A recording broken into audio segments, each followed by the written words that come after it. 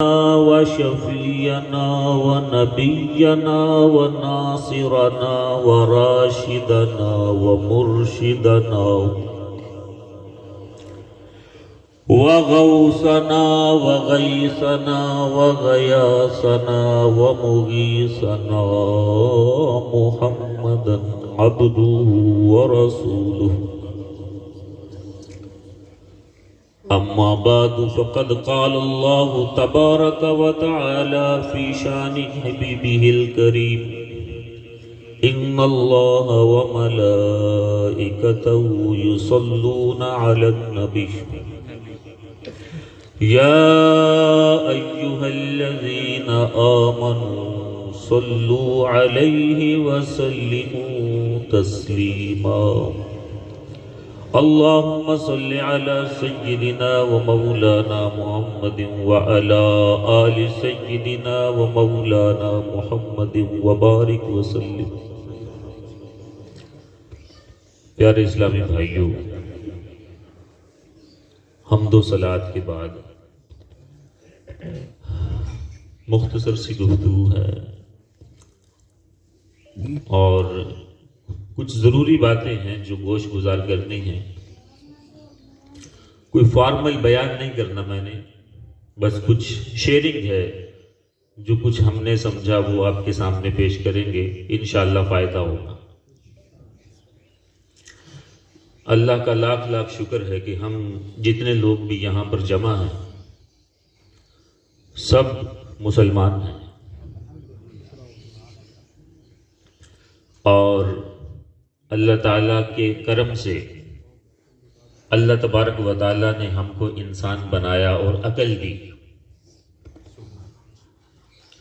اس نعمت عظمیٰ پر ہم جتنا بھی اللہ تعالیٰ کا شکر ادا کریں وہ کم ہے. اس دنیا میں چونکہ ہم رہتے ہیں اور سوچنے سمجھنے کی صلاحیت بھی رکھتے ہیں، تو اس دنیا کے اندر جب ہم دیکھتے ہیں اپنے دائیں بائیں مختلف طرح کی چیزیں ہمیں نظر آتی ہیں. مثال کے طور پر ہم دیکھتے ہیں زمین ہے، زمین کا جتنا بھی نفع ہے سب سے زیادہ حصہ اس میں سے انسان لیتا ہے. سورج کی روشنی ہے، سورج کی روشنی سے فصلیں پکتی ہیں، پودے اگتے ہیں، جانداروں کی خوراک کا بندوبست ہوتا ہے. اس میں سے بھی سب سے زیادہ حصہ انسان لیتا ہے. پانی ہے تو پانی کے سمندر ہیں، دریا ہیں، چشمے ہیں، زیر زمین پانی ہے، بارشیں برستی ہیں، دریاؤں کا پانی ہے. اس کا بھی سب سے زیادہ اور الٹیمیٹ فائدہ انسان اٹھاتا ہے. اسی طرح چاند، سورج، ستارے، کائنات کی جس بھی چیز کو دیکھ لیں، انسان جتنا بھی غور و فکر کر لے، غور و فکر کرنے کے بعد بالآخر اس نتیجے پر پہنچتا ہے کہ کائنات کی یہ ساری چیزیں، یہ رنگ و رونق، یہ زیب و زینت، یہ ستارے، یہ سیارے، یہ بارشیں، یہ باغیچے، یہ پھلدار پودے، یہ رنگ برنگے پھول، یہ سب کے سب آخر انسان کی خدمت میں لگے ہوئے ہیں. تو کوئی بھی اگر سلیم الفطرت انسان ہوگا تو اس کے ذہن میں یہ سوال تو ضرور پیدا ہونا چاہیے کہ آخر ان سب چیزوں کو کس نے پیدا کیا اور کس نے پیدا کر کے ان تمام چیزوں کو میری خدمت میں لگا دیا. زمین پیدا کی، ہم اس سے فائدہ اٹھاتے ہیں. سورج چاند پیدا کیے، اس سے ہم فائدہ اٹھاتے ہیں. چرند پرند پیدا کیے، اس سے ہم فائدہ اٹھاتے ہیں. کائنات کے ذرے ذرے سے ہم فائدہ اٹھا رہے ہیں. تو آخر یہ سوال تو ہونا چاہیے کہ یہ تمام چیزیں آخر کس نے میرے لیے بنائی ہیں. اور جس نے یہ سب چیزیں میرے لیے بنائی ہیں اس نے مجھے کس لیے بنایا ہے؟ جب تک ہم اس سوال کو اپنے دماغ میں نہیں رکھیں گے اور اس کا جواب تلاش کرنے کی کوشش نہیں کریں گے تب تک ہماری زندگی کی سمت کبھی درست ہو نہیں سکتی۔ اگر ہم یہ چاہتے ہیں کہ ہماری زندگی کا کوئی مقصد ہو، ہماری زندگی جانوروں جیسی نہ ہو، جبکہ ہماری زندگی جانوروں جیسی ہونی بھی نہیں چاہیے، کیونکہ ہمارے اندر اللہ تبارک و تعالیٰ نے سوچنے سمجھنے کی صلاحیت رکھی ہے جو جانوروں کے اندر نہیں ہے۔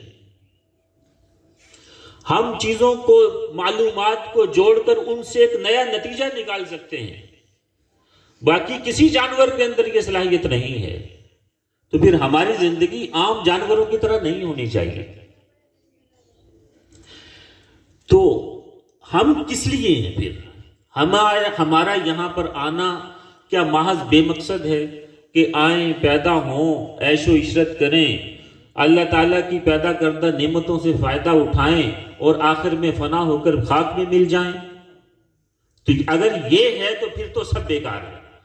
پھر تو انسان کو بنانے کا، اس دنیا میں بھیجنے کا، یہ زمین کا فرش سجانے کا، یہ آسمان کی خوبصورت فضا سر پر معلق کرنے کا پھر کوئی مقصد اور کوئی معنی باقی نہیں رہتا۔ تو کون بتائے گا ہمیں کہ ہم کس لیے، ہمیں کس لیے پیدا کیا گیا؟ تو ظاہر ہے کسی بھی چیز کو کس مقصد کے لیے بنایا ہے یہ وہی جانتا ہے جس نے وہ چیز بنائی ہو۔ تو ہمیں بنایا اللہ تبارک و تعالیٰ نے، تو ہم اللہ تعالیٰ ہی سے پوچھتے ہیں کہ اے اللہ تو نے ہمیں کس لیے بنایا؟ تو نے زمین ہمارے لیے بنائی، سورج ہمارے لیے بنایا، چاند ہمارے لیے بنایا، پھل پودے ہمارے لیے بنائے، ہوا ہمارے لیے بنائی، فضا ہمارے لیے بنائی۔ ہماری زندگی کے لیے جو چیزیں ضروری تھی وہ تو نے ہم سے پہلے یہاں پر بھیج دی، یہ سب تو نے ہمارے لیے بنا دیا۔ اے اللہ اب یہ بتا دے تو نے ہمیں کس لیے بنایا ہے؟ تو اللہ تبارک و تعالیٰ نے اس سوال کا بہت کمپریہنسو جواب دیا۔ اللہ تبارک و تعالیٰ نے بتایا، اللہ تبارک و تعالیٰ نے بتایا کہ وَمَا خَلَقْتُ الْجِنَّ وَالْإِنسَ إِلَّا لِيَعْبُدُونَ۔ یہ آیت بہت مشہور ہے اور آپ سب نے سنی ہوگی کہ اللہ تبارک و تعالیٰ فرماتا ہے کہ میں نے جنوں اور انسانوں کو اپنی عبادت کے لیے پیدا کیا۔ یہ کوئی نئی بات نہیں تھی آپ کے لیے، لیکن اس بات پر تھوڑا سا غور کرنے کی ضرورت ہے، اور وہی غور کرنے کے لیے آج ہم یہاں پر بیٹھے ہیں۔ سوال پیدا یہ ہوتا ہے کہ اللہ تبارک و تعالیٰ نے ہم کو عبادت کے لیے پیدا کیا، اپنی عبادت کے لیے۔ عبادت سے ہم کیا سمجھتے ہیں؟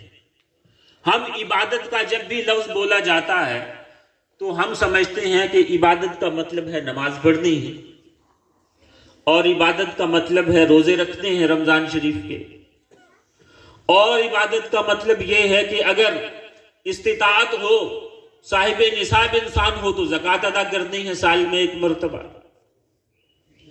اور اس کے علاوہ ہم یہ سمجھتے ہیں کہ اگر بندے کے پاس سفر کی طاقت ہو اور استطاعت بھی ہو تو زندگی میں ایک مرتبہ حج کرنا ہے۔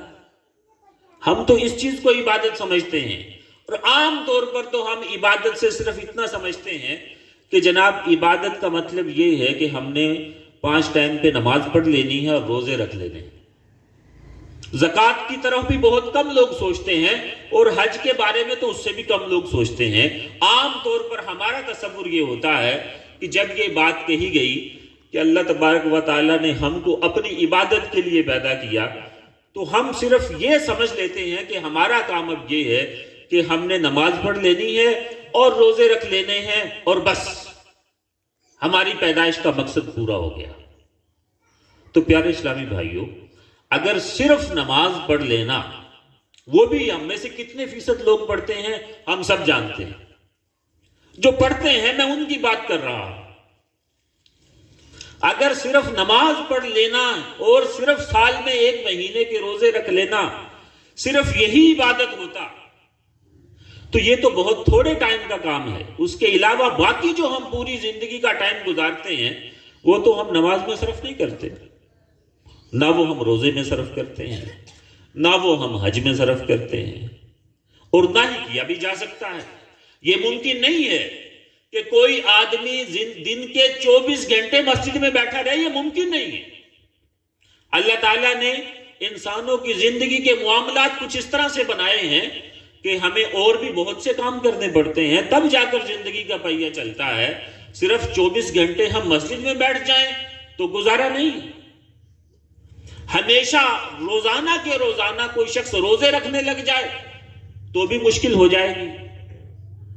اب ایک طرف ہمیں قرآن یہ کہہ رہا ہے کہ ہم کو پیدا ہی عبادت کے لیے کیا گیا، اور دوسری طرف ہم یہ دیکھتے ہیں کہ عبادت اور صرف عبادت سے مراد اگر ہمارا یہ ہو کہ ہم 24 گھنٹے سال کے 365 دن مسجد کے اندر بیٹھے رہیں اور باہر نہ نکلیں تو یہ ممکن نہیں، اور نہ ہی رسول اللہ صلی اللہ علیہ وسلم کی سیرت سے ہمیں اس قسم کی کوئی رہنمائی ملتی ہے۔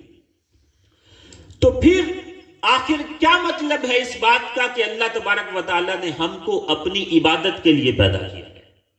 تو آج ہم یہ سمجھیں گے کہ عبادت کا مطلب کیا ہے، تب ہمیں پتہ چلے گا کہ ہماری زندگی کا مقصد صرف 5 وقت کی نماز پڑھ کے اور ہم کہیں کہ ہم نے اپنی زندگی کا مقصد پورا کر دیا تو یہ ہماری غلط فہمی ہے۔ اور اگر ہم یہ سمجھیں کہ ہم نے جناب رمضان کے روزے بھی ساتھ میں رکھ لیے تو میرے پیدا کرنے کا جو مقصد تھا وہ پورا ہو گیا، تو بھی ہم غلطی پر ہیں۔ عبادت صرف نماز یا صرف روزے میں مکمل نہیں ہو جاتی۔ مسلمان کی زندگی کا ہر لمحہ عبادت ہوتی ہے اگر وہ اس کو عبادت بنائے تو۔ نماز پڑھنا عبادت کی ایک شکل ہے، روزہ رکھنا عبادت کی دوسری شکل ہے۔ تو عبادت ہے کیا؟ اصل میں عبادت کا ایسا کلی مفہوم کیا ہوگا کہ جو ہم ادا کریں تو اللہ تبارک و تعالیٰ نے ہم کو جس مقصد کے لیے پیدا کیا وہ مقصد پورا ہو جائے۔ تو پیارے اسلامی بھائیوں، عبادت کے 2 بنیادی رکن ہیں۔ پہلا رکن تو یہ ہے کہ ہماری سب سے زیادہ محبت اللہ تبارک و تعالیٰ کی ذات کے لیے ہونی چاہیے۔ یہ عبادت کی پہلی سیڑھی ہے۔ عبادت کی شرط اول یہ ہے کہ انسان کی سب سے زیادہ محبت اللہ تبارک و تعالیٰ کے ساتھ ہونی چاہیے۔ اور یہ میں اپنی طرف سے نہیں کہہ رہا ہوں، قرآن کریم کے اندر اللہ تبارک و تعالیٰ نے فرمایا وَالَّذِينَ آمَنُوا أَشَدُّ حُبًّا لِلَّهِ، کہ جو ایمان والے ہوتے ہیں ان کے دل میں سب سے زیادہ محبت اللہ تبارک و تعالیٰ کے لیے ہوتی ہے۔ اور دوسری عبادت کی تحقق کے لیے دوسری شرط کیا ہے؟ دوسری شرط علماء فرماتے ہیں کہ سب سے زیادہ فرما برداری اللہ تبارک و تعالیٰ کے لیے ہونی چاہیے۔ سبحان اللہ۔ سب سے زیادہ محبت کا حقدار بھی اللہ تبارک و تعالیٰ اور کوئی نہیں، اور فرما برداری کا بھی آخری حقدار اللہ تبارک و تعالیٰ ہے۔ اللہ تبارک و تعالیٰ سے زیادہ اور کوئی بھی ہماری فرما برداری کا حقدار نہیں ہے۔ کسی اور کو یہ حق نہیں ہے کہ اللہ تبارک و تعالیٰ کے حکم کے مقابلے میں ہمیں کوئی حکم دے سکے۔ یہ حق نہ ہمارے خواہشات کو ہے، نہ ہمارے اساتذہ کو ہے، نہ ہمارے ماں باپ کو ہے، نہ ہمارے بزرگوں کو ہے، نہ ہماری حکومتوں کو ہے۔ کسی اور کو یہ حق نہیں ہے کہ جب اللہ کا حکم آ جائے تو اس حکم کے خلاف کوئی حکم دے سکے۔ تو جب یہ 2 چیزیں موجود ہوں گی تو پھر انسان کا ایک لمحہ عبادت ہوگا۔ کیونکہ عبادتیں جو اللہ تبارک و تعالیٰ نے ہم پر فرض کی ہیں، ان پہ اگر ہم ذرا غور کریں، اور آپ سب اگر غور کریں گے تھوڑا سا تو اس کا مفہوم آپ سمجھ جائیں گے کہ عبادتیں کیوں اللہ تبارک و تعالیٰ نے ہم پر فرض کی۔ عبادتیں اللہ تبارک و تعالیٰ نے ہمارے ذمے جو لگائی ہیں، آپ نے سوچا ہوگا نا کہ صبح ہوئی ابھی دن نکلا نہیں تو نماز کا وقت آ گیا، اس کے بعد آدھا دن گزرا تو نماز کا وقت آ گیا، پھر نماز کا وقت آ گیا، پھر نماز کا وقت آ گیا، پھر نماز کا وقت آ گیا. یہ بار بار نماز کے لیے ہم کو کیوں بلایا جا رہا ہے؟ یہ بار بار نماز کے لیے بلانے کا مقصد پیارے اسلامی بھائیوں یہ ہے کہ انسان کے دل کے اندر اللہ تبارک و تعالیٰ کی یاد ہر وقت موجود رہے، وہ غافل نہ ہو جائے، وہ بار بار اپنی زندگی کے مقصد کی طرف پھر سے توجہ کرتا رہے کہ اللہ تبارک و تعالیٰ نے مجھے بیکار پیدا نہیں کیا. ہر عبادت کا کوئی نہ کوئی ٹائم ہے. جیسے نمازوں کے اوقات ہیں، ان اوقات میں ہی نماز پڑھی جاتی ہے. اسی طرح روزوں کا ایک ٹائم ہے، اس ٹائم کے اندر ہی روزے رکھے جاتے ہیں. اسی طرح حج کا بھی ایک ٹائم ہے، اس ٹائم کے اندر ہی حج ادا ہوتا ہے. لیکن اللہ تبارک و تعالیٰ کی یاد یہ ایسی عبادت ہے کہ اس کے لیے کوئی ٹائم مقرر نہیں ہے. یہ ہر وقت ہونی چاہیے، ہر لحظہ ہونی چاہیے، ہر آن ہونی چاہیے. اللہ تبارک و تعالیٰ نے قرآن کریم کے اندر ارشاد فرمایا ان فی خلق السماوات والارض واختلاف اللیل والنہار لآیات لأولی الالباب، کہ زمین و آسمان کی پیدائش میں اور دن اور رات کے آنے جانے میں عقل والوں کے لیے نشانیاں ہیں. تو اب آگے اللہ تعالیٰ نے بتایا کہ عقل والے کون ہیں. فرمایا الذین یذکرون اللہ قیاما وقعودا وعلی جنوبہم، کہ عقل والے وہ ہیں جو کھڑے ہوں تو بھی اللہ تبارک و تعالیٰ کی یاد ان کے دل میں ہوتی ہے، بیٹھے ہوں تو بھی اللہ تعالیٰ کی یاد دل میں بسائے ہوتے ہیں، اور لیٹے ہوں تو بھی اللہ کی یاد ان کے دل میں ہوتی ہے. کسی بھی لمحے، چاہے گھر میں ہو، میدان جنگ میں ہو، اپنی نوکری پر ہوں، اپنے کھیتوں میں کام کر رہے ہوں، اپنے بستر پر ہوں، دوستوں کی مجلس میں ہوں، تعلیم کی مجلس میں ہوں، کاروبار کی مجلس میں ہوں، کسی بھی صورت میں وہ اللہ کی یاد سے غافل نہیں ہوتے. ایک اور جگہ پر اللہ تبارک و تعالیٰ نے ارشاد فرمایا یا ایھا الذین آمنوا لا تلہکم اموالکم واولادکم عن ذکر اللہ. اے ایمان والو، ایمان والے کون ہیں؟ ہم ہی اپنے آپ کو ایمان والا کہتے ہیں نا، تو ہم ایمان والے. تو ہمیں مخاطب کیا اللہ تبارک و تعالیٰ نے، اے ایمان والو، تمہارے کاروبار، تمہارا تجارت، تمہارے مال و دولت، تمہاری اولاد کی مصروفیات تم کو خبردار اللہ کی یاد سے غافل نہ کر دیں. اللہ کی یاد ہر وقت تمہارے دل کے اندر موجود ہونی چاہیے. اور جو لوگ اللہ کے پیارے بندے ہوتے ہیں، جو ہر وقت اللہ تبارک و تعالیٰ کی یاد رکھتے ہیں، ان کی تعریف کرتے ہوئے اللہ تبارک و تعالیٰ نے فرمایا کہ رجال لا تلہیہم تجارت ولا بیع عن ذکر اللہ، کہ ایسے اللہ کے پیارے بندے ہیں کہ جن کو نہ تو دکانداری، نہ کوئی نوکری، نہ کوئی کاروبار کی مصروفیت، نہ کوئی کھیتی باڑی کی مصروفیت، نہ لینے دینے کی مصروفیت، کوئی بھی چیز اللہ تعالیٰ کی یاد سے غافل نہیں کرتی. اور اسی یاد کو پیدا کرنے کے لیے ہمارے دل میں ہر وقت اللہ تبارک و تعالیٰ کی یاد موجود رہے، اسی مقصد کے لیے اللہ تبارک و تعالیٰ نے بار بار ہم پر نمازیں، روزے، اس طرح کی چیزیں فرض کی. کبھی غور تو کیجئے، جیسے ہی صبح ہوتی ہے تو پہلا اعلان کیا ہوتا ہے؟ اللہ تبارک و تعالیٰ کی طرف سے ہمیں یاد دلایا جاتا ہے کہ دیکھو اب اٹھنے کا ٹائم ہے، اب تم اٹھ گئے تو یہی بات یاد رکھنا اور اپنے دل میں بسائے رکھنا کہ اللہ اکبر، اللہ اکبر. ہماری عادت اصل میں یہ ہو گئی ہے کہ ہم چونکہ بار بار سنتے ہیں ان چیزوں کو تو غور نہیں کرتے، صرف یوں سمجھتے ہیں کہ بس ایک روٹین کا کام ہے، اذان روز ہوتی ہے تو ہو رہی ہے، آج بھی ہو رہی ہے، غور کبھی نہیں کیا اس پہ.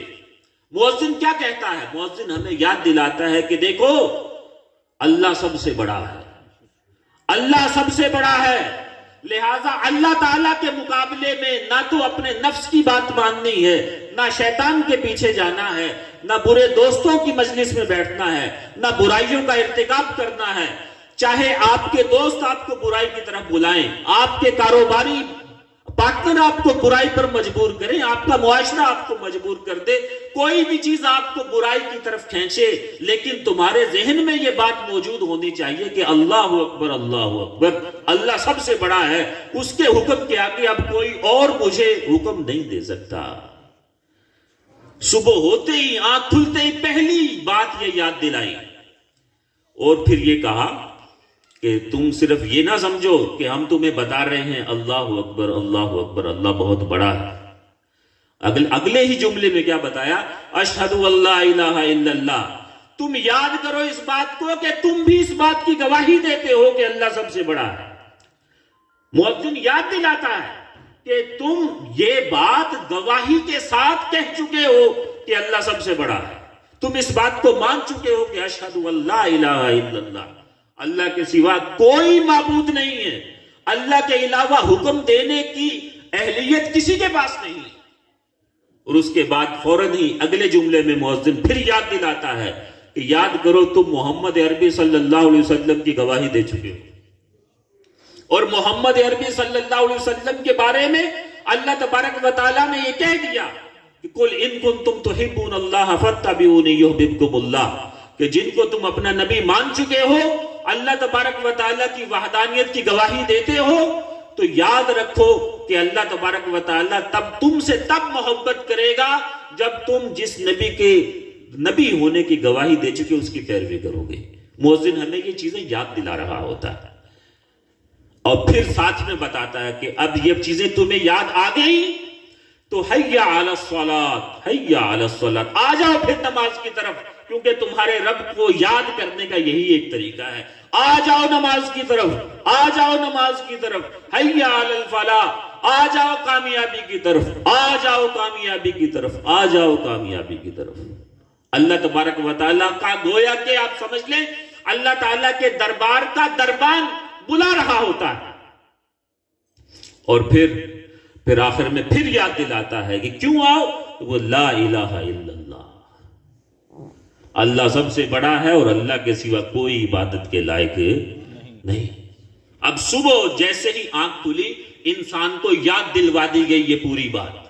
اب اس کے بعد انسان نے اللہ تبارک و تعالیٰ کی توفیق سے اللہ تبارک و تعالیٰ کے ساتھ مسجد میں آ کر پھر سے عہد کیا، جب نماز کے اندر کھڑا ہوا اور اللہ تعالیٰ سے دعا مانگی، اہدنا الصراط المستقیم، اے اللہ کیونکہ تو ہی سب سے بڑا ہے، اے اللہ کیونکہ میں تجھے ہی معبود مانتا ہوں، اے اللہ کیونکہ کامیابی کا راستہ وہی ہے جو تو طے کرے، اے اللہ کیونکہ تو ہی سب سے بڑا ہے، میرے رسول نے مجھے یہی بتایا ہے، تو اے اللہ اب اہدنا الصراط المستقیم، تو مجھ کو سیدھا راستہ چلا دے، تو مجھ کو سیدھا راستہ دکھا دے۔ میں اپنی عقل سے سیدھا راستہ نہیں ڈھونڈ سکتا، تیری توفیق اور تیری رحمت سے ہی میرے لیے یہ ممکن ہوگا کہ میں سیدھے راستے پر چل پڑوں۔ ہم جب صبح کی نماز پڑھتے ہیں تو اللہ تعالیٰ سے ہم یہ وعدہ کر کے آتے ہیں کہ اے اللہ ہم اسی راستے پر چلیں گے جو تیرے نزدیک سیدھا راستہ ہے۔ اس کے بعد ہم آگے اپنے دکان پہ چلے گئے، اپنے کھیتوں میں چلے گئے، اپنے کاروبار میں چلے گئے، پھر دنیا کی رنگینیوں میں ایسا کھو گئے کہ پھر بھول گئے کہ ہم کیا وعدہ کر کے آئے تھے صبح اللہ تعالیٰ۔ لیکن اللہ تبارک و تعالیٰ کی رحمت بہانے ڈھونڈتی ہے نا، تو جیسے ہی آدھا دن گزرتا ہم غفلت میں ڈوب چھپے ہوتے ہیں تو پھر اللہ تعالیٰ کا نمائندہ پھر ہمیں یاد دلانے کے لیے ظہر کے وقت آواز دیتا ہے، اللہ اکبر، اللہ اکبر۔ اور یاد کرو تم کیوں جھوٹ بول رہے ہو، کیوں فراڈ کر رہے ہو، کیوں ملاوٹ کر رہے ہو، کیوں کم تول رہے ہو، کیوں سود کھا رہے ہو۔ صبح بھی تم نے وعدہ کیا تھا، اللہ تبارک و تعالیٰ کی بڑائی کا اقرار کیا تھا، اور اب پھر اللہ کی نافرمانی کر رہے ہو۔ یاد کرو، غفلت سے جاگ جاؤ اور پھر آ جاؤ اللہ تعالیٰ کی بارگاہ میں آ کے توبہ کرو۔ پھر انسان اللہ تبارک و تعالیٰ کے پکار پر لبیک کہتا ہوا پھر مسجد میں حاضر ہو جاتا ہے۔ پھر معافی مانگتا ہے کہ اے اللہ جو وقت گزر گیا اس میں مجھ سے جو خطائیں سرزد ہوئی ہوں، جو میں تیری یاد کو اپنے دل میں نہ رکھ سکا، اس غفلت کی میں تجھ سے معافی مانگتا ہوں، اے باری تعالی مجھے میری غفلت معاف کر دے، اب میں انشاءاللہ عز و جل تیری یاد کو ہمیشہ دل میں بسائے رکھوں گا۔ پھر معافی مانگ کے پھر اللہ تعالیٰ سے یہ منت کر کے آتا ہے کہ اہدنا الصراط المستقیم، اے اللہ میں بھٹکنے لگ جاتا ہوں، تو مجھے سیدھا راستہ دکھا دے۔ پھر دوبارہ مارکیٹ میں آیا، پھر دکان پہ بیٹھا، پھر غفلت، پھر دنیا کے دھندے ہم کو اللہ کے ذکر سے غافل کر دیتے ہیں۔ تو اللہ تعالیٰ کی رحمت پھر عصر کے وقت پھر ہمیں پکارتی ہے کہ اللہ کے بندو نامہ اعمال بدلنے کا ٹائم آ گیا ہے۔ اب صبح والے فرشتے جو ہیں وہ چلے جائیں گے، رات والے فرشتے آ جائیں گے، اب تمہارے صبح دن کے نامہ اعمال بند ہونے والے ہیں اور رات کے نامہ اعمال کھلنے والے ہیں۔ اب تو اس غفلت سے باز آ جاؤ، اب تو اللہ تعالیٰ کی نافرمانی سے نکل آؤ باہر۔ پھر وہ تھوڑی دیر کے لیے ہم اللہ تعالیٰ کو یاد کر لیتے ہیں، اللہ تعالیٰ کی مہربانی سے توبہ کی توفیق مل جاتی ہے، لیکن پھر ہم دوبارہ سے پھر اسی غفلت میں آ ڈوبتے ہیں۔ تو پیارے اسلامی بھائیوں، یہ سلسلہ یوں ہی چلتا ہے، اور رات کو سونے سے پہلے پھر اللہ تبارک و تعالی ہمیں یاد دلواتا ہے کہ اے سارا دن غفلت میں ڈوبنے والو، سارا دن غفلت میں ڈوبے رہے، اب تو رات کا وقت ہے، پتہ نہیں صبح کس کی آنکھ کھلے گی کس کی نہ کھلے۔ سارا دن جو غفلت ہوئی، جو غلطیاں ہوئی، جو اللہ تعالیٰ کی ہدایتوں کو پس پشت ڈالے رکھا، جو نفس و شیطان کو خوش کرتے رہے، جو اس دنیا کی زندگی ہی کو سب کچھ سمجھ کر آخرت کو بھول بیٹھے، اب سونے سے پہلے تو توبہ کر لو اور اللہ تعالیٰ سے پھر سے عہد کر لو کہ اے اللہ جو غفلت میں دن گزر گیا سو گزر گیا، اے اللہ اب توبہ کرتا ہوں کہ آئندہ تیری یاد ہمیشہ دل میں رہے گی۔ اللہ کی یاد سب سے بڑی عبادت ہے۔ جگہ جگہ پر جو قرآن کریم میں ہے نا، اللہ تبارک و تعالیٰ کو کا ذکر کرو، تو ذکر کا معنی کیا ہے؟ ذکر کا معنی ہے یاد دل میں بسی ہو اللہ تعالیٰ کی۔ اب ہم سے کوئی پوچھے کہ اللہ کی یاد ہے تمہارے دل میں، ہم کہیں گے ہاں جی بالکل ہے ہمارے دل میں، سب سے زیادہ یاد ہے ہمارے دل میں۔ لیکن پیارے اسلامی بھائیوں، حقیقت میں ایسا نہیں۔ ہم نے اپنے آپ کو دھوکہ دے لیا کہ اللہ کی یاد ہمارے دل میں ہے۔ یاد پتہ کیا ہوتی ہے؟ یاد کی مثال میں آپ کو اگر سمجھاؤں تو اس کو آپ یوں سمجھ لیں، جیسے کسی ماں کا کوئی چھوٹا سا بچہ ہو اور وہ بچھڑ جائے، گم ہو جائے، پتہ نہ ہو کہ زندہ ہے کہ مر گیا ہے، پتہ نہ ہو کہ دوستوں کے پاس ہے کہ دشمنوں کے پاس ہے، تو اس کی ماں کا کیا حال ہوگا؟ کیا اس کے آنسو سوکھیں گے کبھی؟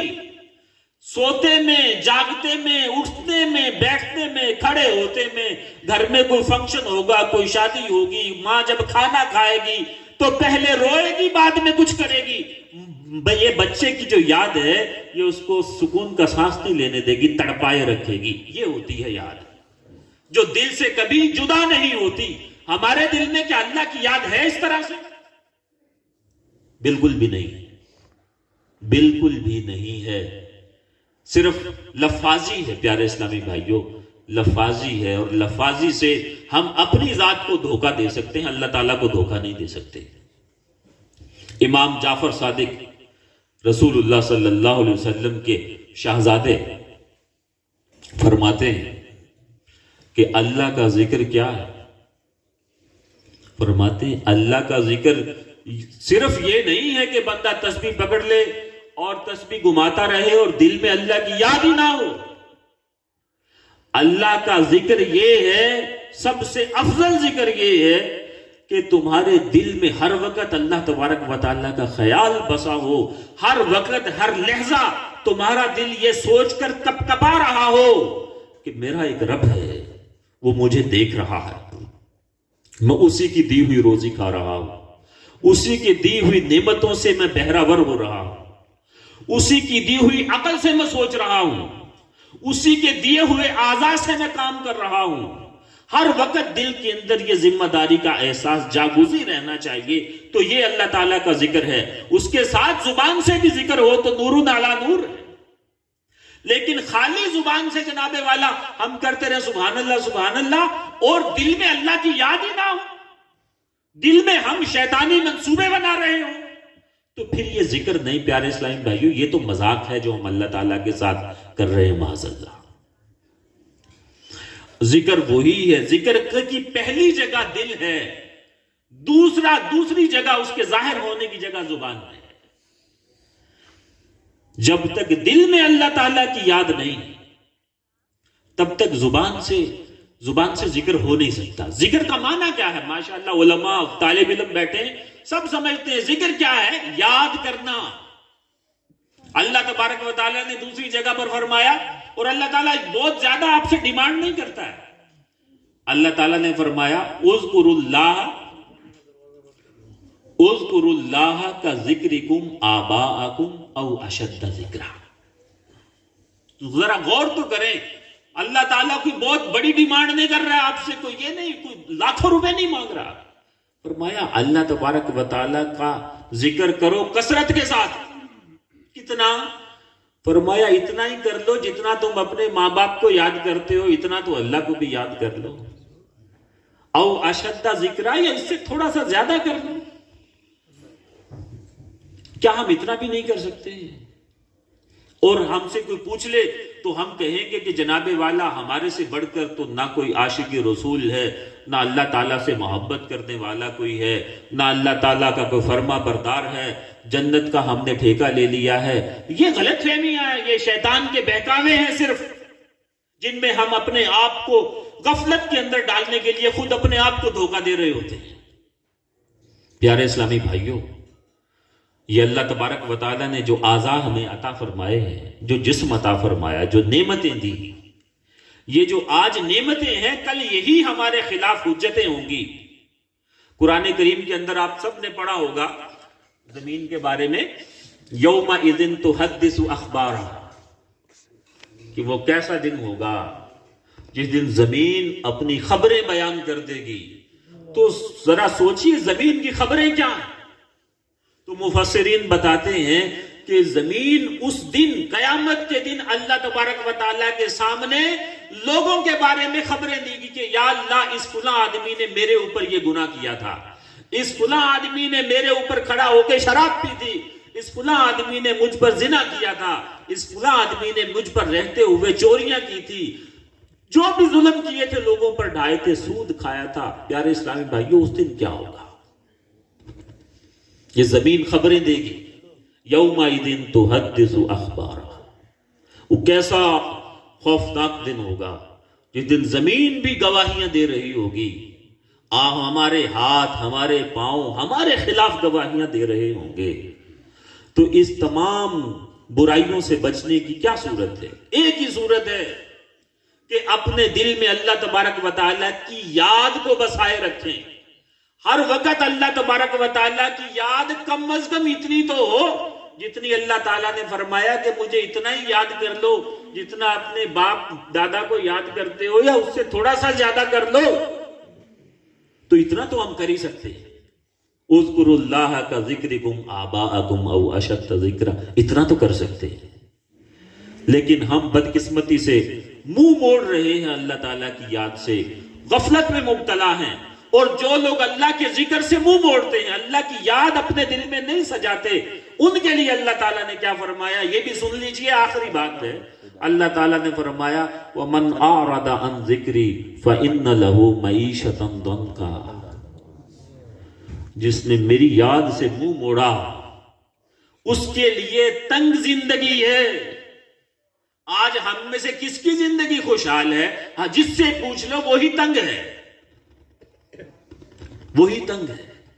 تو اللہ تعالیٰ نے تو بتا دیا اس تنگی، ہر بندہ ڈپریشن کا مریض ہے، ہر ایک کو انزائٹی ہے، ہر آدمی گولیاں کھا رہا ہے، اور پھر بھی ڈپریشن بڑھتی جا رہی ہے، سٹریس لیول بڑھتا ہی جا رہا ہے۔ تو اللہ تعالیٰ نے تو بتا دیا وَمَنْ أَعْرَضَ عَنْ ذِكْرِي فَإِنَّ لَهُ مَعِيشَةً ضَنْكًا۔ اور یہ تو دنیا میں ہے نا، اور قیامت میں کیا ہوگا؟ فرمایا وَنَحْشُرُهُ يَوْمَ الْقِيَامَةِ أَعْمَى، اور قیامت کے دن اس بدبخت کو ہم اندھا کر کے اٹھائیں گے،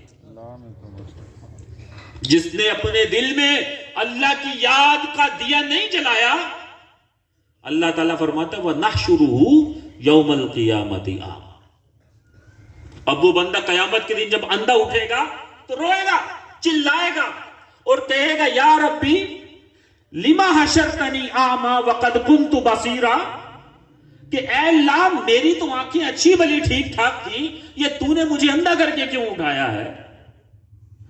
تو اللہ تعالیٰ کی طرف سے جواب آئے گا کذالک اتتک آیاتنا فنسیتها وکذالک اليوم تنسیٰ، کہ او بدبخت انسان میری آیتیں اسی طرح تم تک پہنچی تھی، میرے احکامات میرے پیغام تم تک پہنچے تھے، لیکن تم نے کبھی توجہ نہیں دی تھی، بھول گئے تھے، غفلت میں مبتلا ہو گئے تھے، پسے پشت ڈال دیا تھے میرے احکام کو اور کوئی اہمیت نہیں دیتے تھے۔ فَكَذَلِكَ الْيَوْمَ تُنْسَىٰ، لہذا آج تمہاری بھی کوئی اہمیت نہیں ہے، آج تمہاری کوئی بات نہیں سنی جائے گی، آج تم کل عدم ہو یہاں پر۔ تو پیارے اسلامی بھائیوں، یہ عبادتیں، یہ اللہ تعالیٰ کی یاد کا دیا ہمارے دل میں مستقل جلائے رکھنے کا ذریعہ ہے۔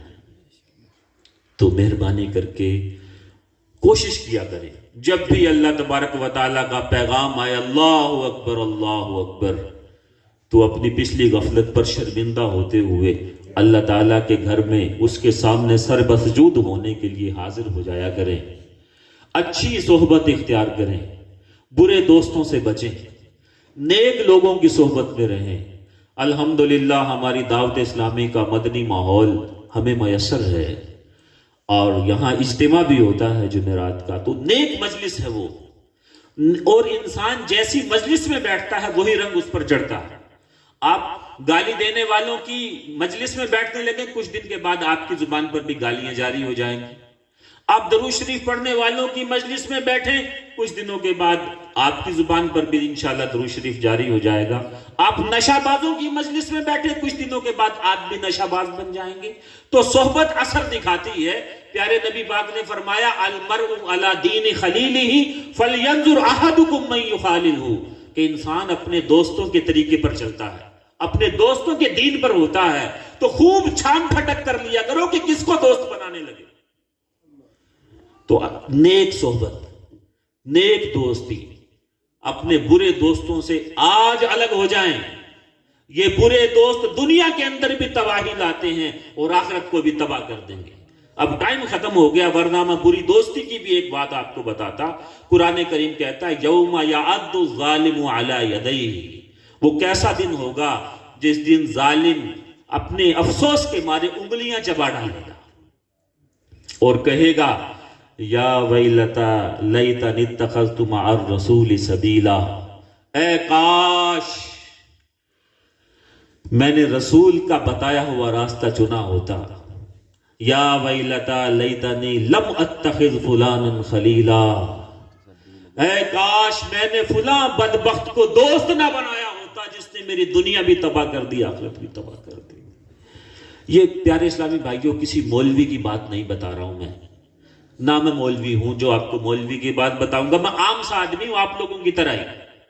یہ اللہ تعالیٰ کی باتیں ہیں، قرآن کی آیت میں نے آپ کو پڑھ کے سنائی ہیں ساری کی ساری۔ اور پیارے اسلامی بھائیوں، ہمارا ایک یہ مزاج بن گیا ہے کہ جب ہمیں کوئی نصیحت کی بات کوئی بھی بتائے تو ہم کہتے ہیں کہ لو بس یہ تو مولویوں کا کام ہی یہ ہے، یہ جنت دوزخ کی باتیں کرتے رہتے ہیں۔ پیارے اسلامی بھائیوں، جنت کے اندر جانا اور اپنے آپ کو دوزخ سے بچانا یہ میرا مسئلہ ہے، یہ آپ کا مسئلہ ہے، یہ مولوی کا مسئلہ نہیں ہے۔ فکر مجھے کرنی چاہیے کہ کہیں مجھے نہ دوزخ میں اللہ تعالیٰ پھینک دے، مجھے فکر کرنی چاہیے کہ کہیں میں جنت سے روک نہ دیا جاؤں۔ تو یہ ہر ایک کا انڈیویجول کا مسئلہ ہے۔ مولوی صاحب اگر ہمیں بتاتے ہیں تو ہمارے خیرخواہ ہیں، ہمیں بھٹکے ہوئے کو توجہ دلا رہے ہیں کہ سمجھ جاؤ، غفلت سے جاگ جاؤ۔ اللہ تبارک و تعالیٰ سب سے پہلے مجھے خواب غفلت سے جاگنے کی توفیق عطا فرمائے، آپ سب کو بھی عطا فرمائے۔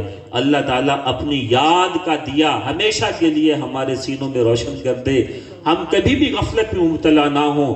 آمین۔ وآخر دعوانا ان الحمدللہ رب العالمین۔